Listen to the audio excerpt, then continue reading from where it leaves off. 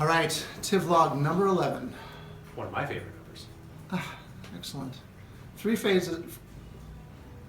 Try that again. Three phrases you should never say to your designer. When we were talking about blogs that we wanted to vlog upon, do you do that? Vlog upon these subjects. We will vlog upon these subjects. That's a horrible way to say that. When we were looking at vlogs to do vlogs for, this one, I asked that you consider this one because I feel like it's an important one to talk through. Designers are kind of perceived with a bit of an attitude that we kind of know, we know better, and we've got this designer attitude, which is, some designers have and some don't, and some earn it and some don't. But what tends to happen is you hear these certain phrases, and rather than this being a blog about how hard it is to be us to hear these phrases, I wanted to talk about how now, because my role has changed so much, and I guide design more than actually do design, work with clients more than I actually work on projects, that I hear these phrases, and now rather than just being annoyed, I see it as an indication of a bigger problem. Right. So the first one is, I'll know it when I see it.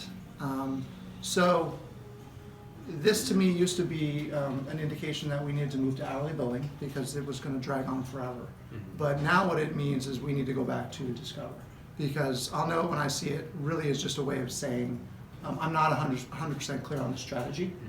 Mm-hmm. If you say that, that means you don't really know what to expect. And if we do our discover phase well, everyone should know what to expect. Right. The second one is I just don't like it. And that's actually tied in with that as well. So if you say I just don't like it, what I'll say sometimes, and Bo knows me, and most of you probably know me, I'll say I don't care if you like it, which isn't in my natural, it's not naturally what I would say. But what I'm saying is, if you're not the target audience, then it doesn't matter. Exactly. Yeah. If you just go, that's exactly right. Yeah, and what it comes down to is that's the hardest thing, Mm-hmm. is for clients, especially people that don't do it.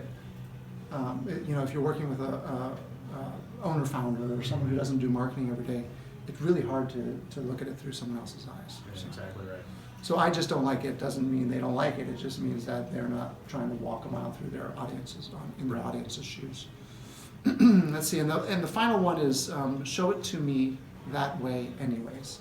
So what that says to me, and this comes around when as a designer you're going through a project, you're trying different solutions to a layout or design or whatever it is. You try something and then you realize it doesn't work well, and then you end up with another solution. Show it to the client, and the client comes back and suggests that you do something that you've previously tried. And your response is, well, I did try that. It doesn't look good. And then they look at you and they go, show it to me that way anyways. And what that immediately means is that they've lost faith in your expertise. Right. So they're trying to tell you how to do it because they don't trust you to find a solution. They don't trust you to say, this is not the right way to go. And ultimately what typically happens is they see it and they agree with you. But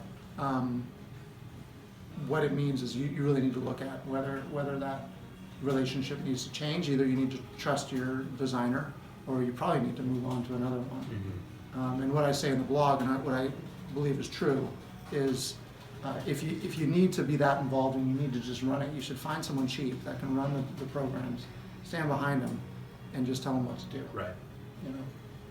So, anything else on this one? I think that's, there are plenty of other things you don't say to your designer, but I believe those are the top three. Yeah, those are the only ones we can talk about. Yeah.